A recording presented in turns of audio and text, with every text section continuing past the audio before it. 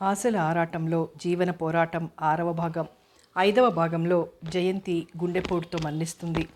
ఇక జయంతి కొడుకు మౌళి దగ్గరికి చేరుతాడు. మౌళి అతడు తన కొడుకుని తెలుసుకొని చాలా సంతోషిస్తాడు. కథ కొనసాగుతుంది. క్యారియర్ చేతిలో పట్టుకుని, తమ్ముడు ఏ వార్డు, బెడ్ నెంబర్ ఎంత అని అడుగుతున్న అన్న వైపు చూసి, నువ్వు వెళ్తావా అన్నయ్య? అందరూ ప్రయాణమవుతున్నారులే హాస్పిటల్కి, కానీ సాయంత్రం చూడొచ్చు. నువ్వు కొత్తవాడివిగా, పద వెళ్దాం అంటూ లేచాడు మౌళి. మోహన్ని చూసిన మూర్తి కళ్ళు తృప్తిగా సంతోషంతో మెరిశాయి. వెంటనే జాలిగా బాధగా నిట్టూర్చి, బాబు అన్నం తిందు గాని కూర్చోగలవా అని అడిగాడు అతని తల నిమురుతూ. వద్దు, ఇంకా వీక్గా ఉన్నాడు, కలిపి తినిపిస్తాలే. చూడు, ఈ కూరలు ఏం కలిపి పెట్టమన్నావు అన్నాడు మౌళి. పర్వాలేదు, కూర్చుంటాలేండి, మీరు తినిపిస్తారా? వద్దండి అన్నాడు మోహన్ మొహమాటంగా లేవబోతూ. వద్దు బాబు, లేవొద్దు అంటూ గబగబా అన్నం కలిపి తినిపించాడు మౌళి. ఆ అబ్బాయి పెదవులు తడి చేతితో తుడుస్తూ, కొద్దీ అలా లేచి మంచినీళ్ళు తాగు అని ఆ అబ్బాయి నోటికి గ్లాస్ అందించాడు. మా అమ్మకి లెటర్ రాస్తాను, పోస్ట్ చేస్తారా డాక్టర్ అడిగాడు మోహన్. అంగీకార సూచకంగా తల ఊపి అమాయకంగా కనిపిస్తున్న మోహన్ మొహంలోకి చూసిన మౌళి హృదయం కదిలిపోయింది. బాబు, పదే పదే అమ్మను అడగకు. మీ అమ్మ వెళ్ళిపోయింది, అమ్మని మర్చిపో. మీ అమ్మ ఇష్టంగా డైరీలో రాసుకున్న డాక్టర్ మౌళి నీకు నాన్న. ఆ నాన్న నీ భవిష్యత్తు కోసం తపిస్తున్నారు. నీ ఆరోగ్యం చక్కబడాలని ఆరాటపడుతున్నారు. అన్నీ కోల్పోయి అన్ని ఆశలు అడుగంటి నిస్పృహతో విరక్తిగా జీవిస్తున్న నాన్నకి నువ్వు పెన్నిదిరా, నవ్వులు పండించే దీవిగా, వెన్నెల నింపే నెలరాజుగా, నాన్నని నమ్మించడానికి, నాన్నలో జీవించాలనే కోరిక ప్రజ్వరిల్లడానికి వచ్చావు. అడుగడుగున అమ్మను అడుగకు. మీ అమ్మ దేవత. ఆమె నా కోసం, నా దరిద్రం తీరడం కోసం, నాకు సంతతిని ఇవ్వడం కోసం పుట్టింది. అంతే, ఆమె వెళ్ళిపోయింది. నా హృదయంతో పశ్చాత్తాప భారాన్ని నింపి నిన్నప్పగించి వెళ్ళిపోయింది నా కోసం. నా సంతోషం కోసం తన జీవిత సౌఖ్యాలు త్యాగం చేసింది మీ అమ్మ. అమ్మ ప్రేమ తప్ప ఇతరుల ప్రేమానురాగాలు ఎరగని నీకు ఒక్కసారి ఆ అమ్మ పోయిందని ఎలా చెప్పను? ఆ అమ్మలా ప్రేమించేవారు నీకున్నారని నువ్వు నమ్మే వరకు మీ అమ్మ పోయిందని చెప్పలేను. డాక్టర్, ఉత్తరం పోస్ట్ చేయరా? చప్పున తల ఊపి వేరే ఊహలు చెదిరి, ఏం బాబు, అమ్మ అడ్రస్ తెలుసా అడిగాడు ఏదో జవాబు చెప్పాలని మౌళి. ఓ, జయంతి, షుగర్ ఫ్యాక్టరీ క్లర్క్ చిన్నగా నవ్వి, నాకు తెలుసులే, నే రాస్తాగా, నీ గురించి బెంగపడవద్దని అన్నాడు మౌళి. లేవలేదు, కూర్చోలేదు. నేనుంటా తమ్ముడు బాబు దగ్గర అన్నాడు మూర్తి. ఆయన మీ అన్నయ్య డాక్టర్. నమస్తే అండి, మీకు ఉద్యోగం లేదా అడిగాడు మోహన్ మూర్తి వైపు చూస్తూ. మళ్ళీ అన్నదమ్ములు పెదవులపై చిరునవ్వు లాస్యం చేసింది. ముసలివాడినైపోయానుగా, ఉద్యోగానికి పనికిరావన్నారు బాబు. నువ్వేం చదువుతున్నావు అడిగాడు మూర్తి. సెకండ్ ఫార్మ్, స్కూల్లో సెలవు చీటీ ఇవ్వకుండా వచ్చేశాను. పర్వాలేదులే. మీనా అనబోతున్న మూర్తి వైపు చూసి, అన్నయ్య వద్దు, చెప్పకు, ఇంటికెళ్ళాక అన్నాడు మౌళి. తర్వాత మోహన్ క్రాఫ్ సవరిస్తూ, మేం బంధువులమని చెప్పానుగా, ఆయన నీకు పెదనాన్నగారు అవుతారు. నేనేమో నన్ను డాక్టర్ గారనే పిలు. ఏం, సాయంత్రం నిన్ను చూడ్డానికి పెద్దమ్మ, మీ పిన్ని వస్తారు అన్నాడు మౌళి. పెద్దమ్మ, పిన్ని నేనెప్పుడు చూడలేదు. అమ్మ నాకు చెప్పలేదు. ఆశ్చర్యంగా చూస్తున్నాడు మోహన్. ఇప్పుడు చూస్తావుగా, ఇది హాస్పిటల్ వార్డు. అన్నీ అడిగి గొడవ చేయకూడదు. ఏం బాబు, ఈ పెదనాన్నగారు నీ దగ్గరుంటారు, నీకేం కావాల్సినా చూస్తారు. సంతోషంగా తల ఊపాడు మోహన్. సాయంత్రం శాంత, మంజుల వచ్చి చూశారు. నమస్తే పెద్దమ్మ, నమస్తే పిన్నిగారు అంటున్న మోహన్ బుగ్గల పునికి ముద్దు పెట్టుకుంటూ, నా బాబు ఒంట్లో బాగుందా అమ్మా? ఏడుకొండలవాడ, తొందరగా మా బాబు మా ఇంటికి వచ్చేస్తే అంటూ నమస్కరిస్తున్న శాంత కళ్ళు చప్పున చెమ్మగిల్లాయి. మౌనంగా మోహన్ తల నిమురుతున్న మంజుల మనసు ద్రవించి కళ్ళల్లో నీళ్లు తిరిగాయి. ఓ 10 నిమిషాలు కూర్చుని ఇంటికొచ్చారు తోడికోడళ్ళు. అక్కయ్య, చూసావా, అచ్చం మౌళి పోలిక అంది మంజుల. తెలివి తక్కువ పిల్ల, అలా వెళ్ళిపోయింది. ఉద్యోగం చేసుకుంటూ బ్రతకాల్సిన కర్మ దానికేం పట్టింది? ఏదో నేరం చేసినట్టు ఎవరికీ తెలియకుండా ఏకాంతంగా ఉండటం దేనికి? రాజా లాంటి మొగుడు, రత్నం లాంటి కొడుకు నీ మీద మొగుడికి మనసుందని గ్రహించిందనుకో, నిన్ను తెచ్చి తానే పెళ్లి చేయరాదు? లోకంలో 2 భార్యలున్న వారెంతమంది లేరు? అదే మౌళి కూడా బాధపడేవాడు. ఆమె ఉద్దేశం ఏమిటో మరి. నా బొంద ఏమిటి ఉద్దేశం? సరిగ్గా చూడ్డం లేదని పౌరుషం వచ్చి తెగతెంపులు చేసుకుంది. అన్నీ అయ్యాక గర్భవతినని తెలుసుకుని ఉంటుంది. పోనీ అలా తెలుసుకున్నాక నేరుగా నా దగ్గరికి వచ్చి చెప్తే నేను కాపురం నిలబెట్టను. పోన్లే అక్కయ్య, తానెంత బాధపడింది, ఎన్ని ఇబ్బందులు పడిందో. ఈ బాబు వాళ్ళమ్మ కోసం బెంగ పెట్టుకోకుండా ఉండాలి అంది మంజుల. అతి ప్రయత్నం మీద తన హాస్పిటల్కి మోహన్ని తెచ్చుకున్నాడు మౌళి. ప్రతిరోజు అమ్మ అని అడుగుతూనే ఉన్నాడు మోహన్. ఏదో మాటలు చెప్పి మరిపిస్తున్నాడు మౌళి. రోజు హాస్పిటల్కి వచ్చి మోహన్కి అన్నం పెడుతుంది మంజుల. జయంతి ఎక్కడ ఉద్యోగం చేసేది, ఆమె సామాన్లన్నీ ఎక్కడున్నాయి, ఇలాంటి వివరాలు తెలుసుకోవాలనే ఆతృత గంభీరంగా ఉండిపోతున్న మౌళి వైఖరి చూసి ఎవరికి వారే అణుచుకుంటున్నారు. వారం రోజులు దొర్లాయి. ఎంత తెలివైనవాడు మోహన్ అంది మంజుల మౌళి విప్పిన కోట్ అందుకుంటూ. ఏం మాట్లాడాడు నీతో? చిరునవ్వుతో అడిగాడు మౌళి. తాను వెళ్ళి వాళ్ళమ్మతో వీళ్ళంతా ఇంత మంచివాళ్ళు కదా, వాళ్ళనెప్పుడు నాకు చూపించలేదేం అని అడుగుతాడట. నన్ను తన దగ్గర ఉంచుకుంటాడట. మరి డాక్టర్ గారు అని అడిగాను. నేను పెద్దవాడినై ప్రాక్టీస్ నేను చేసి ఆయన్ని రెస్ట్ తీసుకోమంటాను. డాక్టర్ గారంటే మా అమ్మకు చాలా ఇష్టం అని చెప్పాడు. నీకెలా తెలుసు అని అడిగాను. మౌళి అంటే మా అమ్మకి చాలా ఇష్టం అని చెప్పాడు. నీకెలా తెలుసు అని మళ్ళీ అడిగాను. వాళ్ళమ్మ పెట్లో ఒక డైరీ ఉందట, అదొక రోజు తాను చదివాడట. మౌళి అంటే మా నాన్నగారా అని జయంతిని అడిగాడట. ఒకరి డైరీ ఎప్పుడు చదవకూడదు అని కొట్టి తానేడ్చిందట. నువ్వోసారి వెళ్ళి మరేమనుకోక ఆమె తాలూకు సామాన్లు తెచ్చేయకూడదు అడిగింది మంజుల. ఇవాళ ఆ ఫ్యాక్టరీ మేనేజర్ దగ్గర నుంచి ఉత్తరం వచ్చింది. జయంతి తాలూకు డబ్బుందట, వచ్చి తీసుకువెళ్ళమని. బాబు మైనర్ అనుకో. జయంతి బాబు కడుపులో ఉన్నప్పుడే ఆ ఫ్యాక్టరీలో క్లర్క్గా చేరిందట. ఆ మేనేజర్ మరదలు జయంతి క్లాస్మేటట. అతను జయంతి చాలా మంచిదని ఏవేవో చెప్పాడు. మండే హృదయంపై నెయ్యి పోసినట్లు. సరే, నేను రేపు వెళ్తాను. బాబు కాస్త మనందరికీ మాలిమి అయినట్టే కదూ. మంచి రోజు చూసి ఇంటికి తీసుకొచ్చేద్దామనుకుంటున్నాను. జయంతి పోయిందని చెప్పేవు సుమా, కొన్నాళ్ళు పోయాక చెప్పొచ్చు, బాగా కోలుకున్నాక అని గబగబా బట్టలు మార్చుకొని నా దగ్గర చనువైపోయింది. ఇంజక్షన్లు ఇచ్చేటప్పుడు మందులు ఇవ్వబోతే వద్దని మారాం చేస్తున్నాడు అంటూ నవ్వుకున్నాడు మౌళి. ఏం చెప్తున్నాడో తెలుసా? డాక్టర్లందరూ అబద్ధాలు చెప్తారట. అలా అన్నాడా? పకాల నవ్వాడు మౌళి. నువ్వు ఓ పేషెంట్ ఎవరినో 4 రోజుల్లో నయమవుతుంది, ఇంటికి పంపేస్తాను అని అన్నావట.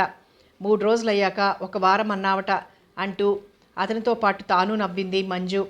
పోలీస్ ఇన్స్పెక్టర్ని చూసి తాను భయపడలేదట, కానీ నువ్వు భయపడ్డావట. ఎవరు బాబు నిన్ను తొక్కించారు అని అడిగాను. ఎవ్వరూ కావాలని తొక్కలేదు. లారీ స్పీడ్గా వస్తుంటే తప్పించుకోలేకపోయాను. ముందు టైరు గుద్ది పక్కకు వెళ్ళిపోయాడు. తల దిమ్మెక్కిపోయినట్లయింది. ఆ వెంటనే నేను హాస్పిటల్ నుంచి వచ్చానే. ఆ డాక్టర్ మౌళి గారి కారు వెళ్ళిపోయిందని సోడా బుడ్డీలతను మూలుగుతున్న నన్ను పాపం రిక్షా అబ్బి మౌళిగారి హాస్పిటల్ దగ్గర కదా అని చేర్చాడు అని చెప్పాడు. వాళ్ళమ్మ సంగతులు ఏమన్నా అడిగావా? అడగలేదు.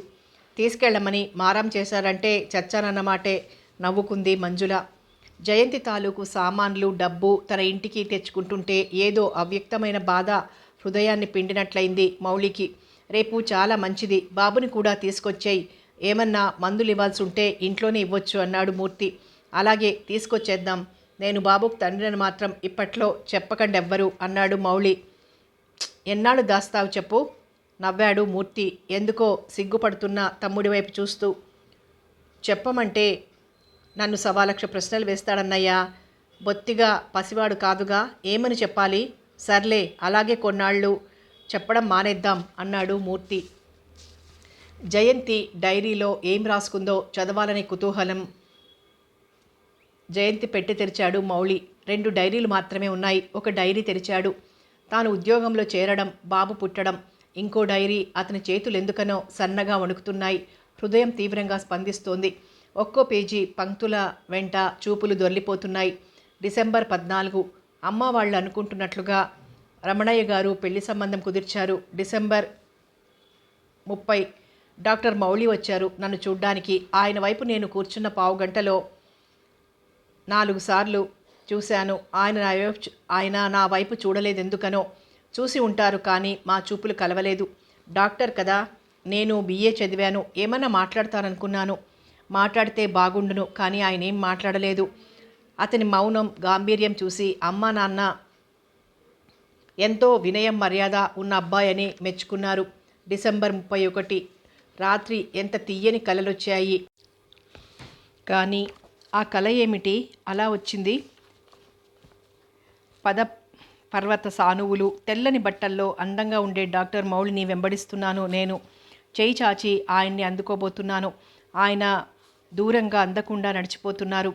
ఆశల ఆరాటంతో ఆయన వెనక ఆక్రోశిస్తూ పరుగులు తీస్తున్నాను. బ్రతిమలాడుతున్నాను, ప్రార్థిస్తున్నాను. అలసిపోయినట్లున్నారు మౌళి. నెమ్మదిగా సాగిపోతున్నారు.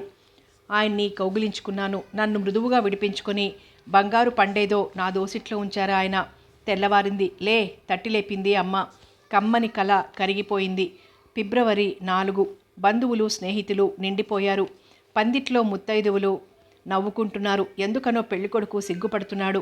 ఎవరో గొణిగి కిసుక్కున నవ్వడం నా చెవిన పడింది. నా భర్తని వారలా అనడం సహించలేకపోయాను. కానీ ఏం చెయ్యాలి? ఎందుకనో ఆయన నా చేతివేలు తన చేతివేళ్లతో పట్టుకున్నప్పుడు ఏదో అయిష్టతలా అంటనట్లుండేది. ఆయన నా చెయ్యి గట్టిగా పట్టుకొని వెంట నడిపించుతుంటే బాగుండును అనిపిస్తోంది నాకు. మాంగల్య ధారణ, నా మెడలో తాళి కట్టి 3వ ముడి వేసి ఎందుకనో దీర్ఘంగా నిట్టూర్చారు ఆయన. ఆ ఊపిరి నా నెత్తిపై వెచ్చగా సోకింది. ఎందుకలా నిట్టూర్చారు? ఫిబ్రవరి 5.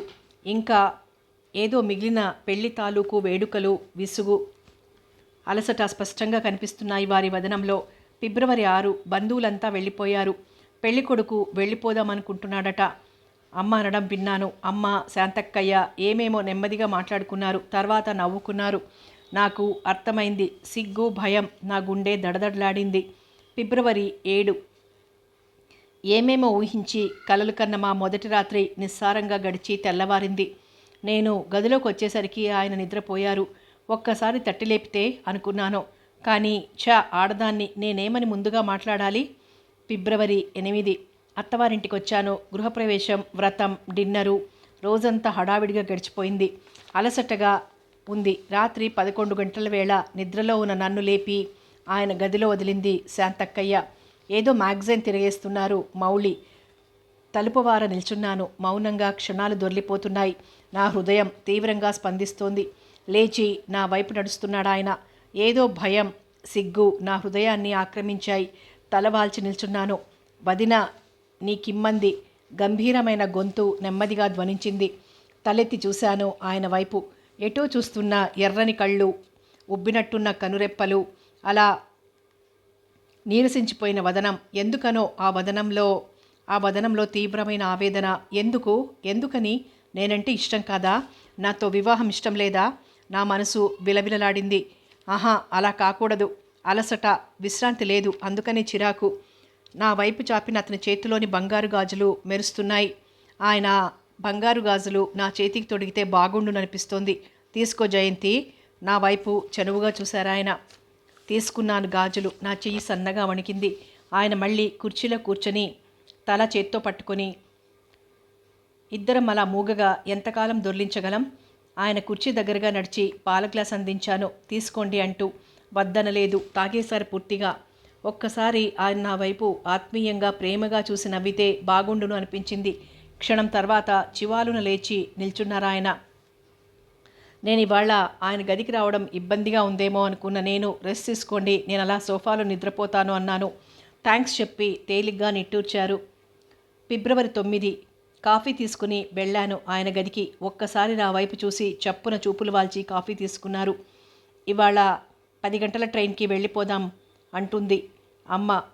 మళ్ళా నెల తర్వాత మీ దగ్గరికి పంపిస్తారట అన్నాను. నీ ఇష్టం ఆయన జవాబు. వెళ్ళమన్నారా అడిగాను. వెళ్ళు. ఎందుకో నా మనసు గాయపడింది. ఏ అనుభవమూ లేదు. కనీసం చల్లని తీయని మాటలకైనా నోచుకోలేదు. కణతలు రుద్దుకున్నాడు మౌళి బాధగా నిట్టూరుస్తూ. తర్వాత కొన్ని కాగితాలు ఖాళీ, ఏమీ రాయలేదు. మార్చి 11. బావగారు వచ్చి నాన్నతో ఏవో సంప్రదింపులు జరిపారు. వెళ్తూ, అమ్మా రేపు శుక్రవారం మీ అక్కయ్య వస్తుంది, వచ్చేయి, మీ ఆయన ప్రాక్టీస్ చేస్తున్నాడు అన్నారు నవ్వుతూ. ఆయన నవ్వు ఎంత నిర్మలంగా ఉంది. ఆయన చూపులలో ఎంత వాత్సల్యం ఉంది.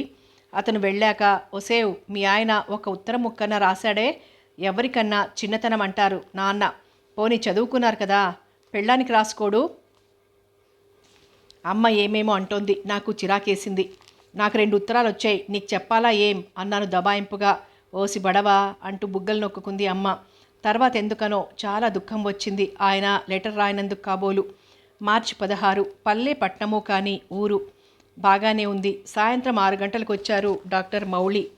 చిరునవ్వుతో అక్కయ్యని పలకరించాడు. ఆమె టిఫిన్ కాఫీ చేతికిచ్చారు. మౌళికివ్వు అంటూ. ఆమె ఇవ్వరాదు అనిపించిన ఆయన గదికెళ్ళి టేబుల్ మీద ప్లేటు గ్లాసు ఉంచాను. పలకరించాలని కాబోలు. బస్లోనా ట్రైనా, ఎలా వచ్చావు అని ప్రశ్నించారు. నా వైపు చూడకుండానే ట్రైన్లో అని చెప్పాను. ఆయన కాఫీ టిఫిను ముగించి వెళ్ళిపోయారు. నేను యువతలకు వచ్చేశాను. రాత్రి 9 గంటలకు వచ్చారు. ముగ్గురికి ఒకేసారి వడ్డన చేసింది అక్కయ్య. మమ్మల్ని నవ్వించాలని అన్నం తింటున్నంతసేపు చాలా కబుర్లు చెప్పింది, నవ్వించింది కూడా.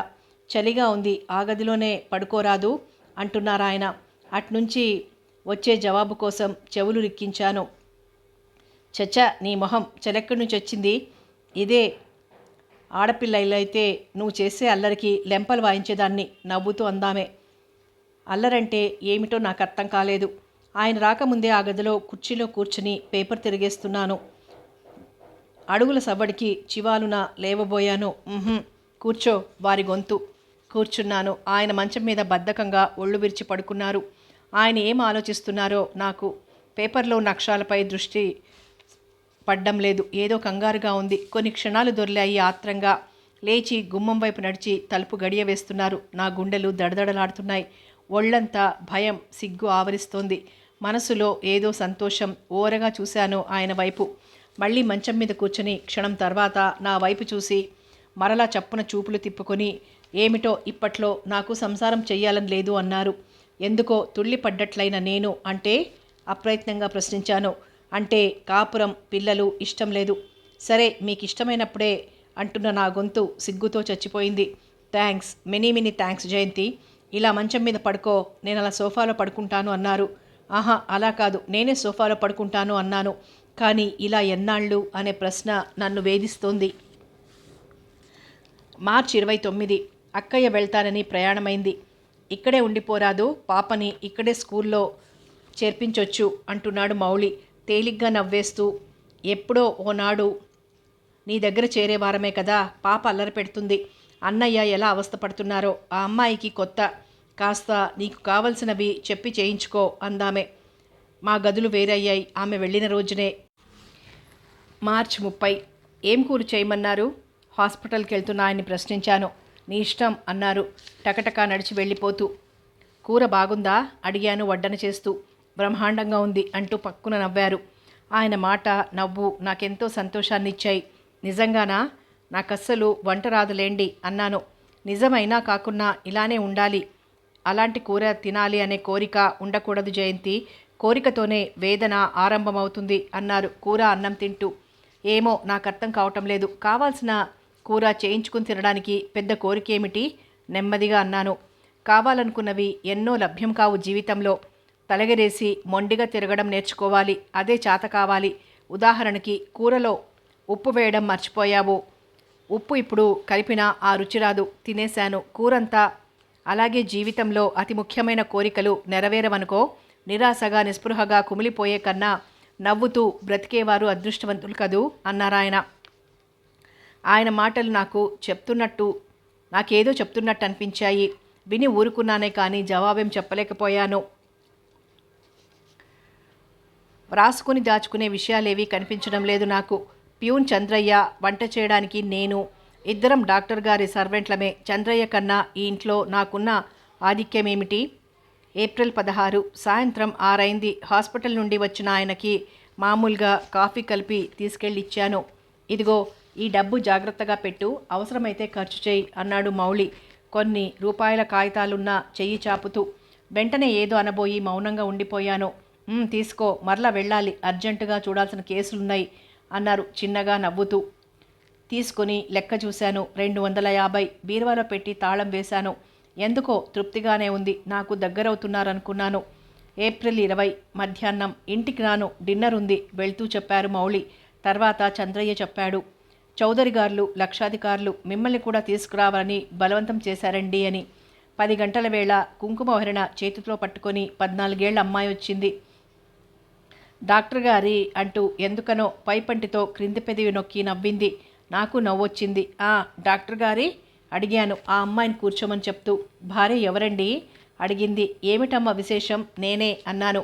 మా అమ్మ మిమ్మల్ని తప్పకుండా భోజనానికి రమ్మంది. ఇవాళ మా తమ్ముడికి పుట్టినరోజు. అమ్మే వచ్చేది కానీ ఆమె హెల్త్ బాగోలేదు. 11 అయ్యాక కారు పంపిస్తాం. తప్పకుండా డాక్టర్ గారితో కలిసి రండి అంది గబగబా. ఏమీ అనుకోవద్దని అమ్మగారితో చెప్పు. నాకు జ్వరంగా ఉంది. 2 రోజులై అబద్ధమాడాను. ఏప్రిల్ 21. నిన్న ఏ రాత్రికి వచ్చారో మౌలి. నిద్రపోయాను. మనస్సేం బాగులేదు. ఉదయం బాత్రూమ్ వైపు వెళ్తూ వంటింట్లోకి వచ్చి ఎలా ఉంది ఫీవర్? నాకు చెప్పలేదేం అడిగాడు మౌలి.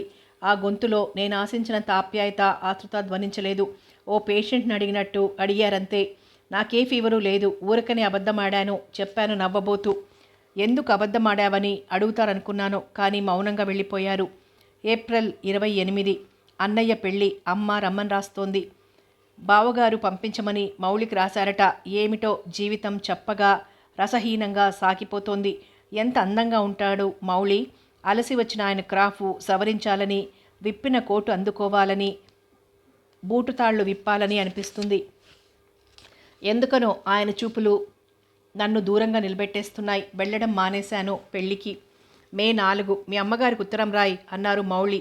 నాకెందుకనో కోపం దుఃఖం వచ్చాయి. ఏమని రాయాలి అమ్మకి ఉత్తరం? హాయిగా కాపురం చేస్తున్నాననా?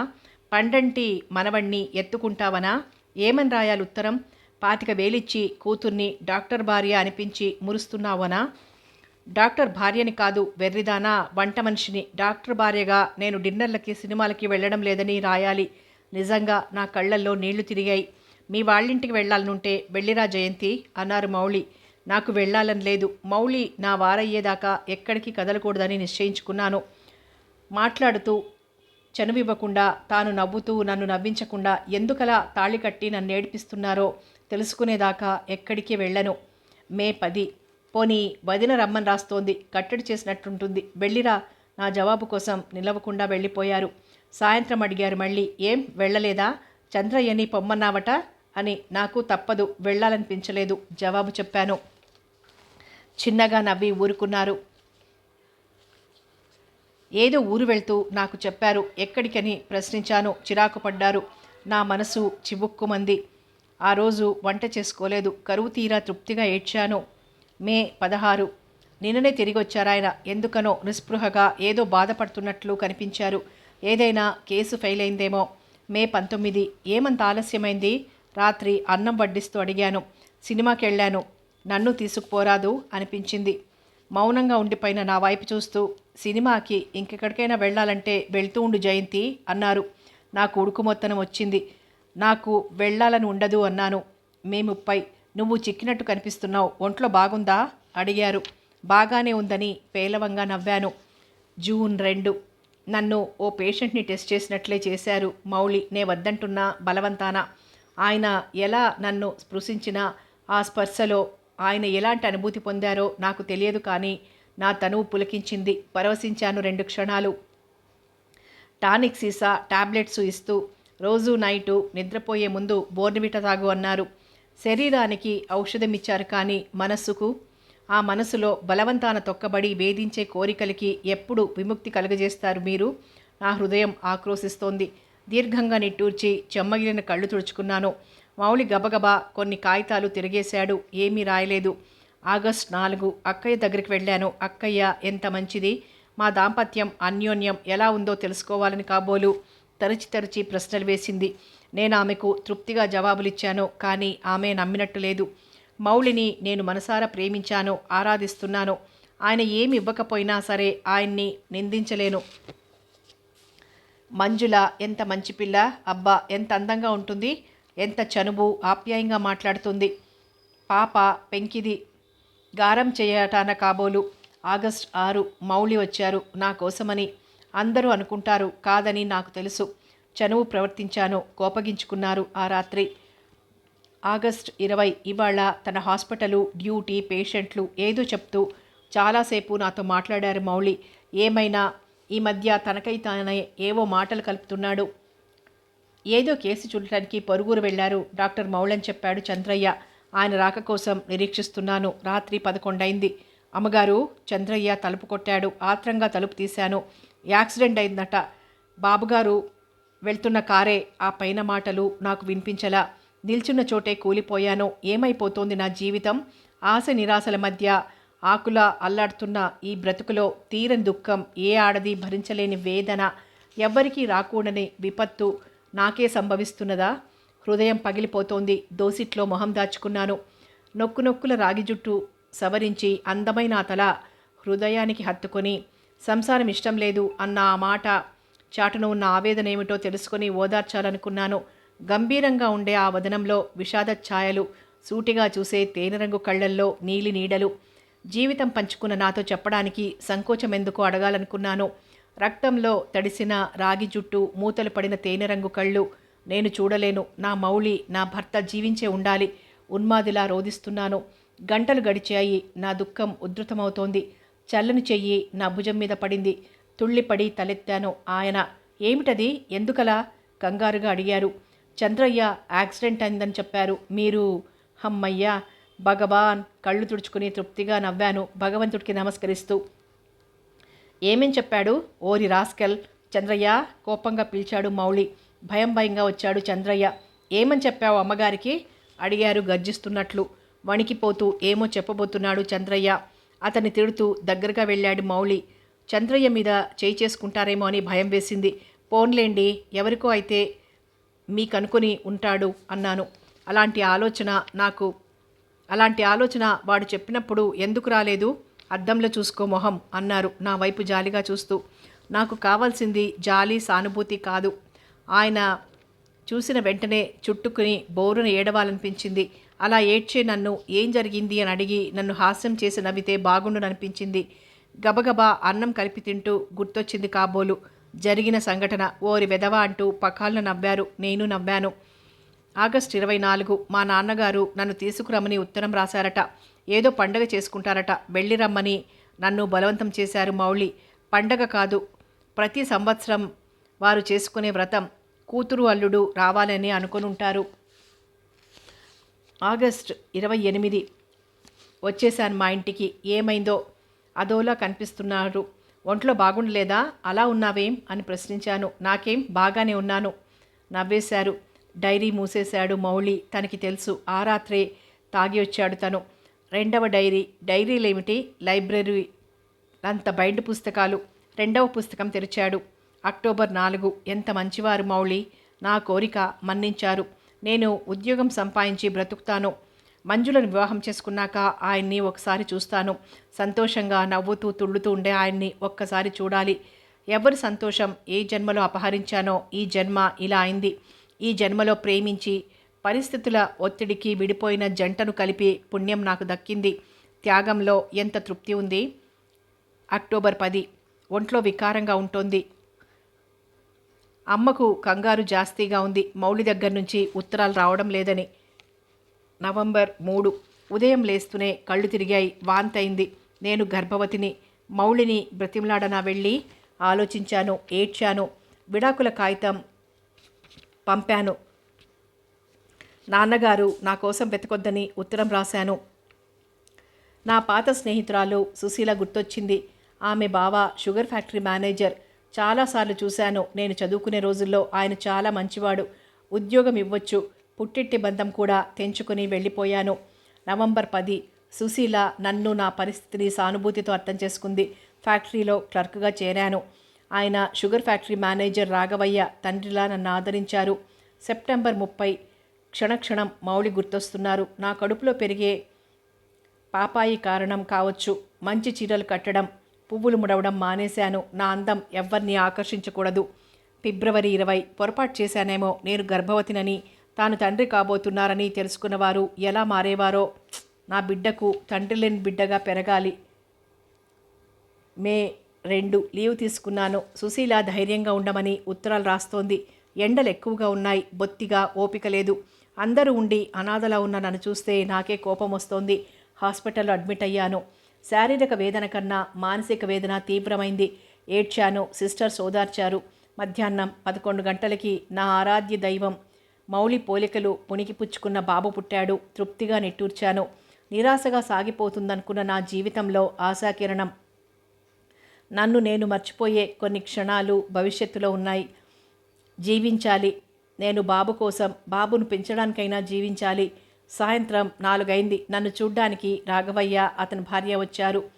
బాబు తల మృదువుగా నిమిరి వాళ్ల వైపు చూసిన నా కళ్ళల్లో నీళ్లు తిరిగాయి.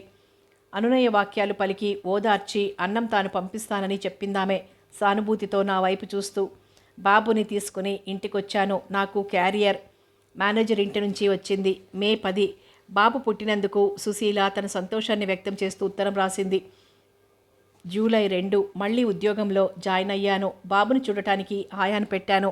జూలై 10 అమ్మ నాన్న ఇద్దరూ పోయినట్టు తనకు తెలిసిందని చెప్పడానికి సుశీల పరిగెట్టుకుని వచ్చింది కాబోలు. ఎన్నో మాటలు చెప్పి బాబుని ముద్దాడి ఆ విషాద వార్త నెమ్మదిగా చెప్పేసి, నువ్వు ఏడ్చి మనసులో దిగులు పెట్టుకున్నావంటే నా మీద ఒట్టు అంది. ఎంతైనా తల్లిదండ్రులు కదా, బాధగా ఉంది. కొన్ని క్షణాలు గడిచాక, సరే మావారు మళ్ళీ పెళ్లి చేసుకున్నారో లేదో, ఏమైనా బోగట్టా చేసావా అడిగాను. ప్రాక్టీసు జోరుగా సాగుతోందట, కానీ ఆయన ఇంకా పెళ్లి చేసుకోలేదట చెప్పింది. మౌనంగా ఉండిపోయిన నా వైపు చూస్తూ, ఎన్నాళ్ళీ ఏకాంతం, వెళ్ళిపోరాదు మీ ఆయన దగ్గరికి అంది నవ్వబోతూ. చాలు, వ్యభిచారిణని తిట్టించుకోవడానికా? నాతో సానిదానిలా ప్రవర్తించినట్టు ఆయనకు గుర్తుండకపోతే నవ్వుల పాలవను. నాకు బాబుకి నేను, చెల్లెల్లాంటి నువ్వు, దేవుళ్లాంటి మీ బావగారు, జీవితం ఇలా వెళ్ళిపోని అన్నాను. మే 3 అచ్చం డాక్టర్ మౌళిలా ఆయన పోలికలు సంతరించుకుంటూ పెరిగిన బాబుకి 3వ ఏడొచ్చింది. అందమైన బట్టలు వేశాను స్నానం చేయించి. నీకేం కావాలి బాబు అని అడిగాను. నాన్న టక్కున జవాబు చెప్పాడు బాబు. తప్పు అనేశాను. తినే మిఠాయిలు అడగాలన్నాను. మిఠాయిలు బోలెడు బజార్లో ఉన్నాయి, అవేవి నాకొద్దు. రావుకి నాన్నగారున్నాడు, శశికి నాన్నున్నాడు, అందరికీ నాన్న ఉన్నారు, నాకు నాన్న కావాలి. వచ్చిరాని ముద్దు మాటలతో గారంగా అలా అడుగుతున్న బాబుకి సమాధానం ఏమని చెప్పాలి? ఇవాళ కాదు, ఏనాడైనా మీ నాన్నెవరు అని నిలయ్యక మానరు.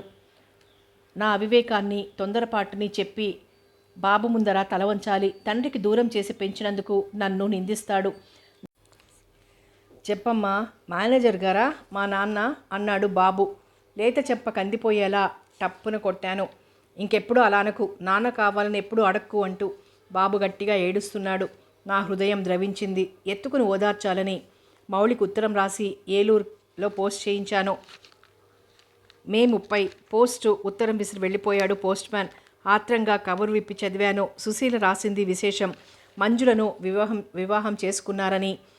ఏదో సున్నితమైన బాధ వంటిది రేగింది మనసులో. క్షణం పోనీ ఆయన సంతోషంగా జీవిస్తారు. తృప్తిగా నిట్టూర్చాను. జూలై 4 బాబు 10 ఏళ్ల వాడయ్యాడు. తెలివిగానే చదువుతున్నాడు. ఏమిటో మొండిగా బ్రతికేస్తున్న నాకు గుండెల్లో పోట్లొస్తున్నాయి. జూలై 8 డాక్టర్లు మౌళిని చూడాలని ఎప్పటికప్పుడు అనిపిస్తోంది. వెళ్ళి చూడాలి ఓసారి. టెస్ట్ చేసిన డాక్టర్ జాగ్రత్తగా మందులు వాడమన్నారు. ఫిబ్రవరి 2 బాబు క్లాస్ ఫస్ట్గా వస్తున్నాడు. చాలా సంతోషంగా ఉంది. కానీ నా ఆరోగ్యం ఎప్పుడు ఏ క్షణాన రాలిపోతానో. చిన్న ఆపరేషన్ అవసరం అన్నాడు డాక్టర్. ఫిబ్రవరి 8 బాబు నా డైరీ చదువుతున్నాడు. కోపంగా వెళ్ళాను. అమ్మా, మౌళి అంటే మా నాన్నగారా అడిగాడు. నాకేమిటో కోపం దుఃఖం వచ్చి ఒళ్ళు తెలియకుండా బెత్తం పుచ్చుకొని బాబుని బాధేశాను. డైరీలు చదువుకూడదని చెప్పాను. బాబు పౌరుషంగా నా వైపు చూస్తూ, నీకు ఆయనంటే ఎంతో ఇష్టం, లేకపోతే ఆయన పేరెందుకు డైరీలో రాసుకుంటావు? ఆయన మా నాన్నగారే ఉండాలి అంటూ పరువు తీశాడు. ఏం చేస్తాను నేను? కొన్ని క్షణాల తర్వాత నా కోపం చల్లారిపోయింది. మార్చి 4 గుండెల్లో పోట్లు, కడుపులో నొప్పి, అన్నం జీర్ణం కావడం లేదు. 4,000 రూపాయలు జాగ్రత్త చేసి బాబు పేర బ్యాంకులో వేశాను. హాస్పిటల్లో అడ్మిట్ అవుతాను. అంతగా నాకు ప్రమాదమని తోస్తే బాబుని మౌళి దగ్గరికి వెళ్ళమంటాను. అమాయకమైన బాబుని చూస్తుంటే నా మనసు కరిగిపోతోంది. బాబుకి ఎంత ద్రోహం చేస్తాను. అందరూ ఉండి ఎవరూ లేనివాణిగా పెంచి చివరికి ఒంటరిగా వదిలి నేను వెళ్ళిపోతాను కాబోలు. మూగగా నన్ను నేనే నిందించుకుంటూ రోధించాను. మరేమీ రాయలేదు. పుస్తకాలతో అక్కడక్కడ రాసిన ముఖ్య విషయాలేవి. చదివిన పుస్తకాలు పెట్లో భద్రపరిచి యువతలకొచ్చాడు మౌళి. వంశానికి ఒక్కడు వరప్రసాదంలా వచ్చాడు. ఉండండి, అలా వచ్చేనియవద్దు అంటూ వసంతం బియ్యం దిగదుర్చి కర్పూరం వెలిగించి హారతిచ్చింది. 12 ఏళ్ల కుర్రాడిని చంటిపిల్లవాణ్ణిలా ఎత్తేసుకుంది మంజుల. సిగ్గుపడ్డాడు మోహన్. తలంట నీళ్లు పోసి కొత్త బట్టలిచ్చి నీకేం కావాలి, ఏమిటిష్టం అడిగింది మంజుల అతని క్రాఫ్ దువ్వుతూ. నాకేం వద్దు, నేను దువ్వుకుంటాలే పిన్ని. మరి మా అమ్మ దగ్గరికి వెళ్ళొద్దా? అలా అనకూడదు, మీ అమ్మే ఇక్కడికి వస్తుంది. ఇవాళ మోహన్ పుట్టినరోజు, నీకేం కావాలి నాన్న అడిగాడు మోహన్ తల మీద ముద్దు పెట్టుకుంటూ. డాక్టర్ అంటూ బెదురుగా చూశాడు మౌళి వైపు. అదిగో మీ అమ్మ ఇక్కడికే వస్తుందని చెప్పానుగా. మా అమ్మకి మీకు మంచి స్నేహం కదా. మా నాన్న ఎక్కడున్నారు డాక్టర్, ఆయన మీకు తెలుసా? తెలుసు. నీకు అమ్మ కావాలా నాన్న కావాలా? ఇద్దరూ కావాలి. పోనీ నన్ను నాన్న అనుకో. అందరినీ నాన్న అంటే మా అమ్మ బాధేస్తుంది. నేను వెళ్ళాలి మరి. ఇవాళ రేపు రెస్ట్ తీసుకో, స్కూల్లో అడ్మిట్ చేస్తాను. కారులో వెళ్ళి చదువుకొని వచ్చేద్దు కానీ. మరి అక్కడ స్కూలు? అబ్బబ్బా, అక్కడ స్కూల్ అక్కడే ఉంటుంది నవ్వుకుంటూ వెళ్ళిపోయాడు మౌళి. పులిహోర బొబ్బట్లు చేసింది శాంత. బాబు వార్త విన్న పాప కూడా లీవ్ తీసుకొచ్చింది. వస్తూనే బాబు అచ్చం చిన్నాన్న పోలిక అంది. వాళ్ళమ్మ పోయిన సంగతి బాబుకు చెప్పొద్దని హెచ్చరించింది మంజుల. మౌళికి మంజులకి మధ్య మోహన్ని కూర్చోబెట్టి వడ్డన చేసింది శాంతి. నాకు బొబ్బట్లంటే ఇష్టం అన్నాడు మోహన్. చిన్న ముక్క మాత్రం తిను, మరొకసారి మళ్ళీ చేసుకుందాం అన్నాడు మౌళి. నాకు తెలుసు మౌళి, బాబుకు వేరే గోధుమ నూకతో చేశాను. కావలసినన్ని తిను బాబు. డాక్టర్ల పంక్తిన భోజనానికి కూర్చోకూడదు అంది మంజుల. అందరం అవే తినేవాళ్ళం, బాబు తినకూడదని మనకి మాత్రం ఎందుకు అన్నాడు మౌళి. పుట్టినరోజు నాడు పూర్ణం చేసి దేవుడికి నివేదన చేస్తే ఆ వ్యక్తి పూర్ణాయుష్కుడవుతాడు, అందుకని అంది శాంత. సరే నవ్వేశాడు మౌళి. అందరితో పాటు ముసలి చంద్రయ్య పరిచయమయ్యాడు మోహన్కి. సాయంత్రం గార్డెన్లో పూల మొక్కల మధ్య గొప్పులు తవ్వుతున్న చంద్రయ్య పక్కన చేరాడు మోహన్. చిన్నబాబు గారు బడి నుంచి వచ్చేశారా అడిగాడు చంద్రయ్య. ఇప్పుడే వచ్చాను కానీ చంద్రయ్య, మా అమ్మ ఎలా ఉందో ఓసారి చూసిరావా? ఆ అమ్మ దగ్గరికి నన్నెళ్ళమంటారా బాబు? పాపిష్టోణ్ణి, నాకెలా వస్తుంది సావు? రోజు పువ్వులు కోసిచ్చేటోడిని. పువ్వులంటే ఆ అమ్మకి ఎంత ఇష్టం. మా అమ్మ పేరు నీకు తెలుసా చంద్రయ్య? గుర్తుందా? 6 ఉప్పు తిన్నోడిని మర్చిపోతానా బాబు? మా అమ్మకి జబ్బుగా ఉంది తెలుసా? జబ్బేటి బాబు, వెళ్ళిపోనారు. అంటే ఎక్కడికి చంద్రయ్య? దేవుడి కాడికి బాబు. గబగబా ఇంట్లోకి నడిచాడు మోహన్. బాబు బోర్నిమిట తాగావా? టిఫిన్ పెడతాన్రా చేయి పట్టుకుంది మంజుల. నాకేం వద్దు, నేను వెళ్ళిపోతాను. నాకు 9.5 రూపాయి ఛార్జీ ఇవ్వండి, మా అమ్మ చచ్చిపోయిందట. వెక్కి వెక్కి ఏడుస్తున్నాడు మోహన్. చచా అబద్ధం, ఎవరు చెప్పారు? ఓదారుస్తోంది మంజుల. వెళ్ళిపోతానని డబ్బివ్వమని అల్లరి పెట్టి ఏడ్చేస్తున్నాడు మోహన్. ఆ ఇంట్లో వారికి అతన్ని పట్టడం వశం కాకుండా ఉంది. చీకటి పడింది, రాత్రైంది. మొండి పట్టుపట్టి ఏడుస్తున్నాడు మోహన్. అలా చెప్పినందుకు చంద్రయ్యని అందరూ తిట్టారు. ఏమైంది, ఎందుకలా ఏడుస్తున్నాడు కలవరంగా అడిగాడు మౌళి వస్తూనే. వాళ్ళమ్మ పోయిందని తెలిసి గొడిగింది మంజుల. అమ్మ పోయిందని చెప్పిన వారు నాన్న బ్రతికున్నారని కూడా చెప్పాల్సింది. ఎవరు చెప్పారు? తీవ్ర స్వరంతో ప్రశ్నించాడు మౌళి. పోన్లేరా తమ్ముడు, ఏదో తెలియక చంద్రయ్య చెప్పేశాట. నువ్వు వాడిని సముదాయించు, అలసిపోతున్నాడు అన్నాడు మూర్తి. నాకు చెప్పండి డాక్టర్, మా అమ్మ చచ్చిపోయింది కదూ? మౌళి కాళ్ళని చుట్టుకున్నాడు మోహన్. ఆ అబ్బాయిని ఎత్తి హృదయానికి అతని తల హత్తుకుంటూ, నువ్విలా ఏడిస్తే పోయినమ్మ తిరిగి వస్తుందా బాబు? నేనే మీ అమ్మ డైరీలలో ఇష్టంగా రాసుకున్న మౌళిని, నీకు నాన్నని. ఇలా ఏడ్చి నన్ను ఇబ్బంది పెడతావా? మీరు నాకు నాన్న? కంపన స్వరంతో అడిగి మౌళి వదనంలోకి చూశాడు మోహన్. నవ్వే పెదవులు, ఏడ్చే కళ్ళు. అవును బాబు, నీకు నాన్నని. అదిగో పిన్నిని అమ్మ అని పిలుచుకో. మీ అమ్మ మనందరినీ వదిలి వెళ్ళిపోయింది అంటున్న మౌళి గొంతు బొంగురిపోయింది. మౌనంగా ఉండిపోయాడు మోహన్. తనకు తెలిసిన అమ్మ పోయిన దుఃఖం, తనకు తెలియని నాన్న దొరికిన సంతోషం, ఆ పసి హృదయం నలిగిపోతోంది. మోహన్ తల ఆప్యాయంగా నిమురుతున్న మౌళి, అయితే ఆఖరిసారిగా మా అమ్మను నాకెందుకు చూపించలేదు అన్న మోహన్ ప్రశ్నకి తుళ్ళిపడ్డాడు. కొన్ని క్షణాలలో ఏదో వేదన నుంచి తనను తాను నిగ్రహించుకొని, అలాంటప్పుడు నువ్వు మీ అమ్మను చూస్తే నువ్వేమైపోతావోనని భయపడ్డాను బాబు, మోహన్ని హృదయానికి హత్తుకుంటూ అన్నాడు మౌళి. మీకంత ప్రేమైతే, నేను మీకంత ఇష్టమైతే నన్నొక్కసారన్నా చూడాలని వచ్చారా? వెక్కి వెక్కి ఏడుస్తున్నాడు మోహన్. చూడు మోహన్, మీ అమ్మ నాతో పోట్లాడి వెళ్ళిపోయింది. తానెక్కడుందో తెలియనివ్వలేదు. నేనేం చేసేది చెప్పు? ఊరుకోవా మరి? మోహన్ కళ్ళు తుడిచి అన్నాడు మౌళి. కోపంగా బొంగమూతి పెట్టాడు మోహన్. రేపు మీ మామయ్య వస్తారు, లెటర్ వచ్చింది. అన్నాడు మౌళి మోహన్ క్రాఫ్ట్ సవరిస్తూ. అంటే ఆశ్చర్యంగా కుతూహలంగా అన్నాడు మోహన్. మీ అమ్మ, అన్నయ్య, నీకు మామయ్య, నాన్న అందరూ ఉన్నారన్నమాట స్వగతంలా అన్నాడు మౌళి. కథ ముగిసింది. సమాప్తం. ఆశల ఆరాటంలో జీవన పోరాటం నవల సమాప్తం. మరో మంచి నవలతో మళ్ళీ కలుద్దాం.